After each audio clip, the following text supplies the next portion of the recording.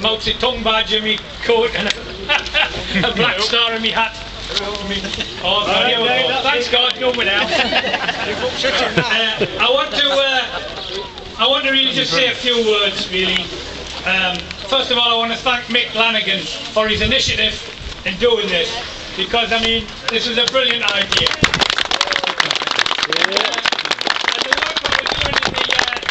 In the Hatfield Colliery Community Association, I want everybody to get involved in that, because we're having a magnificent new banner made, and on the back of the banner it's a tribute to who might need it.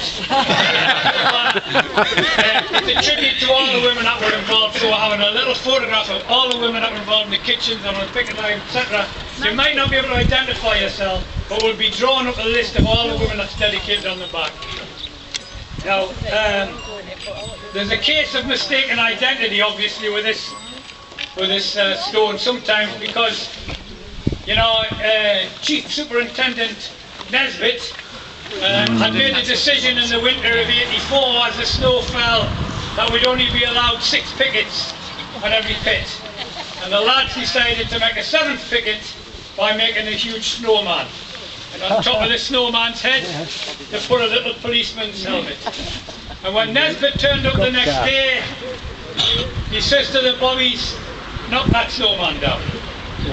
And the bobby said to him in colourful language, no, we won't do that, because somebody might take a photograph and it'll be the front page of Class War with us assaulting the snowman, so we're not going to do it.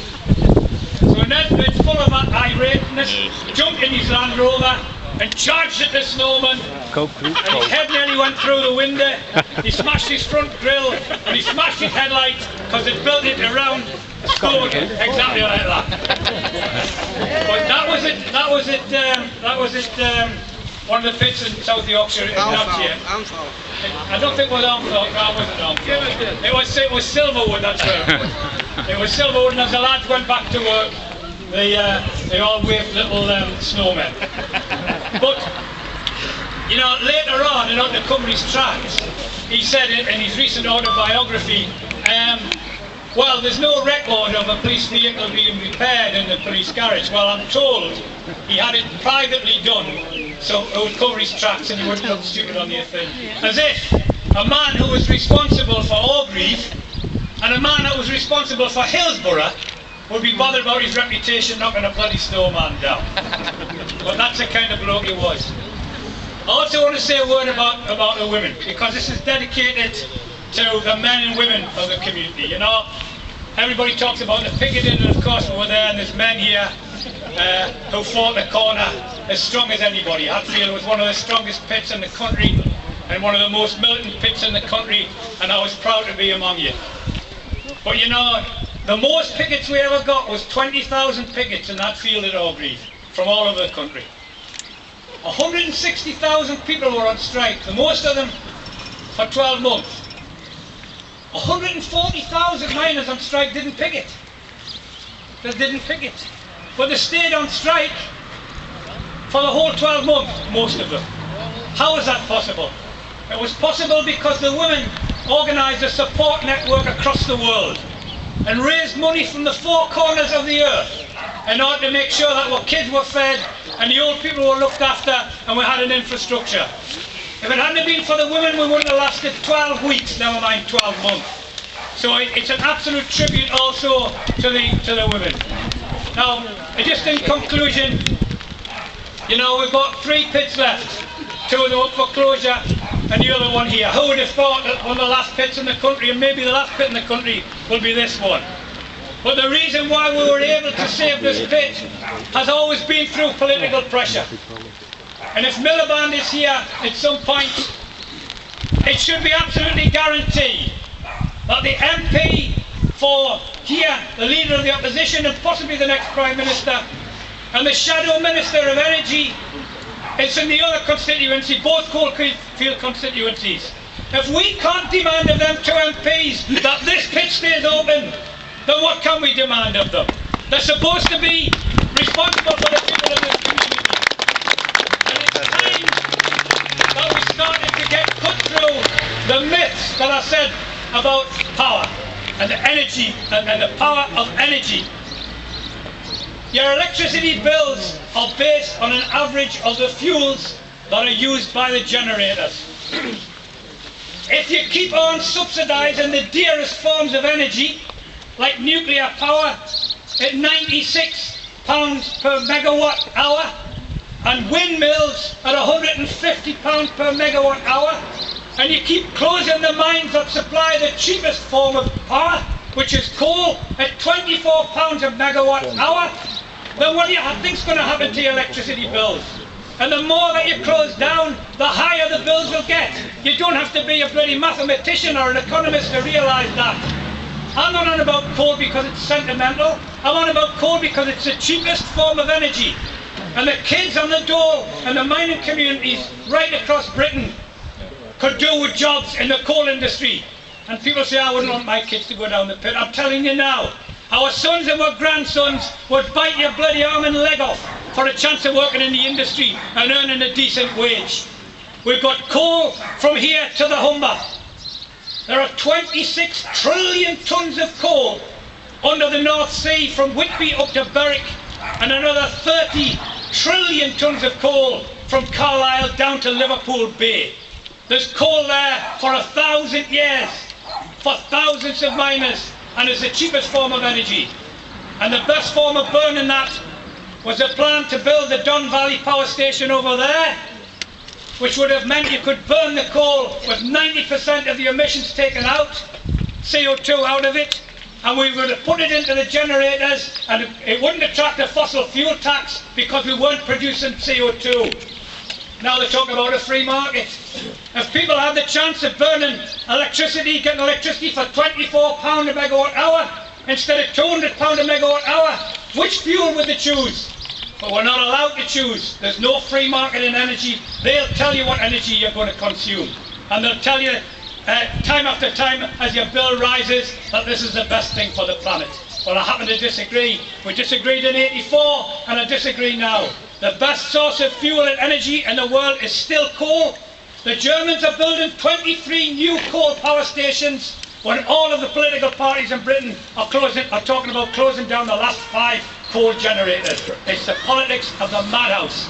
And we should continue to fight for the coal industry and fight for the miners' union, because of course the reason why they wanted rid of the coal industry was because of the existence of the miners' union, and we have a different vision of society than the bankers and the spivs that live in the south of England. With no further ado, I'd like to hand over to a man from Studies Corner, and is one of the few principled politicians left in the House of Commons, Dennis Skinner.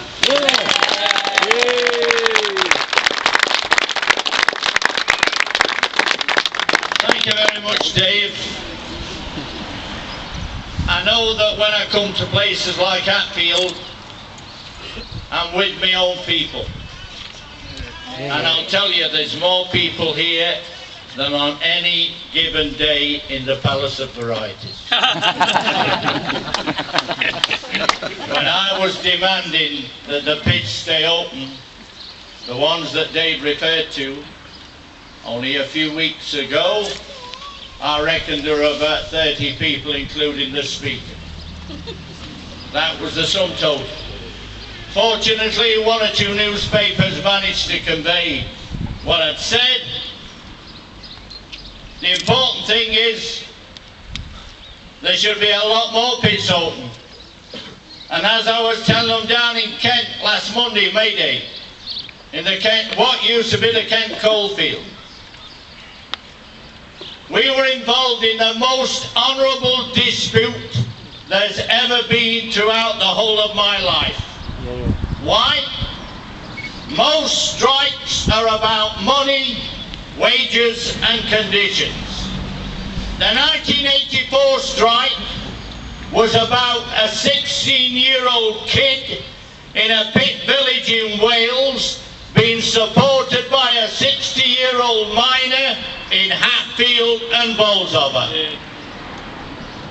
They were fighting for the right for somebody to get a job who they didn't even know.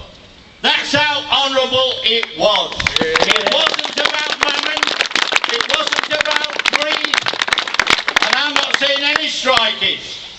but it was about saving the pits. It's remarkable, really, that we stood out for 12 months. When I was around the country doing 300 meetings as Dave were talking about, raising money in all kinds of unlikely places, I could hardly believe that they've got a miners support group in Wimbledon. But we had a meeting.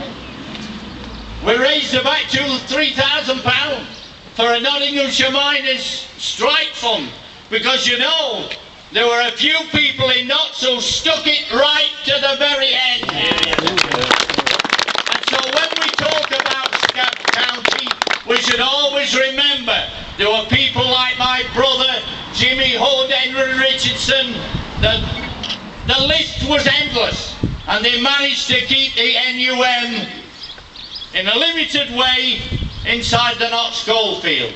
And isn't it strange, but doesn't it make a lot of sense, that when we were telling those Notts miners and the UDM, this act of yours of going down that pit and working for Thatcher won't save your bloody skin, because every single pit bar one in Nottingham has already gone.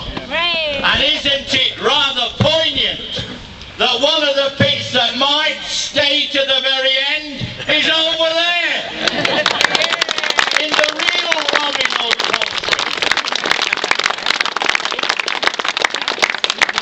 So that's why I campaign. I campaign because it's in my heart. And I know, as Dave has told you, with all the energy, arguments, that you can't say that coal should be abandoned. And do you know what's going to take its place? Fracking. Yeah. So let's start an anti-fracking movement here today. We've all got to have something to do. I've signed God knows how many petitions already. One was for the nurses. I remember the days when we struck for them. Do you know today, under these strict government laws, unions can't strike for other groups because it would be regarded as a political strike. So I'm very pleased I'm here at Hatfield to open this wonderful memorial, because it's different, isn't it? I mean, it's not half a winding wheel, is it? That's what we've got in Bolsover. In every pit village, 2 halves of a winding wheel. Here, we've got part of a bus stop. And a few flowers. And stones that have been stolen from somewhere.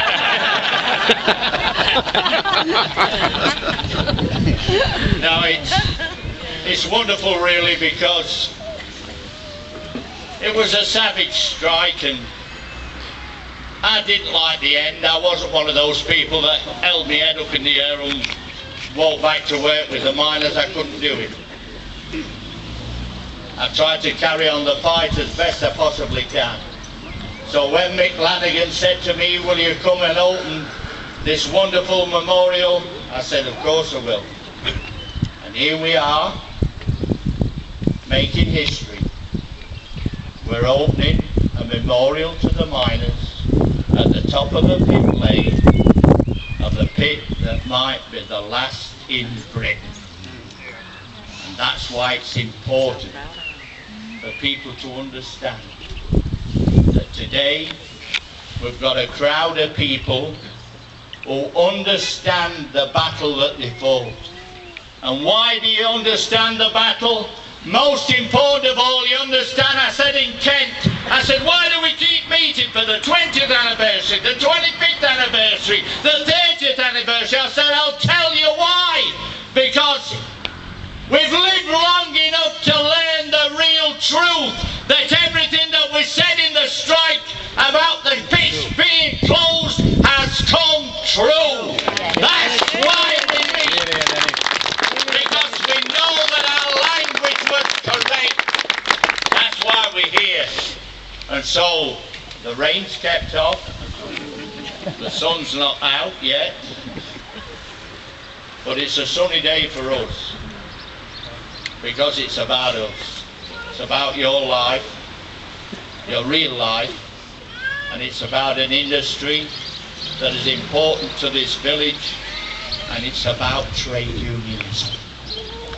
That's what it's really about. The fact that miners were in a union, all of them. There has been no body of men or women that have been stronger together than the Brigade of Guards known as the NUM. That's why Thatcher decided to import McGregor from America to smash the union. It was part of a conspiracy. And then she went on to get rid of all the manufacturing base, sell it abroad. That's what it was all about. It wasn't even just about us. It was about a conspiracy in order to get rid of the manufacturing base and rely on the casino economy. So if anybody wants to know about deregulation, and they said it was the Labour government and this, that and the other, it all started with Thatcher. That's when it began. And every single public closure in Hatfield and Bolsover is all part of the Thatcher strategy. She didn't just try and destroy the NUM. I think it was ethnic cleansing. If it had been in Bosnia, the Guardian would have been on our side. That's what it was. This is our answer today. So, I don't know precisely what I've got to do, but I think I'll risk it.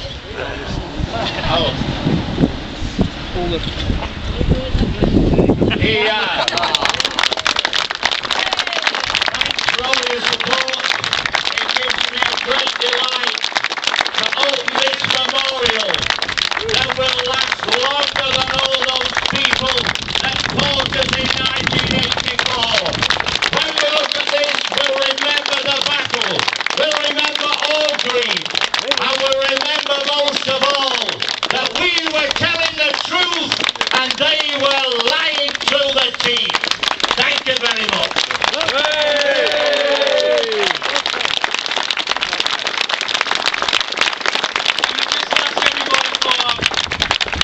Brief silence while the band plays Grassford. Yeah, mate, sorry. Very quickly, we've got the lasses from the sport groups, like the Morris Comrades, lads and lasses that aren't here no more. It's even more poignant today because last night there was Pump Woman. I'd like us all to do a minute silence, if you don't mind, before Grassford starts.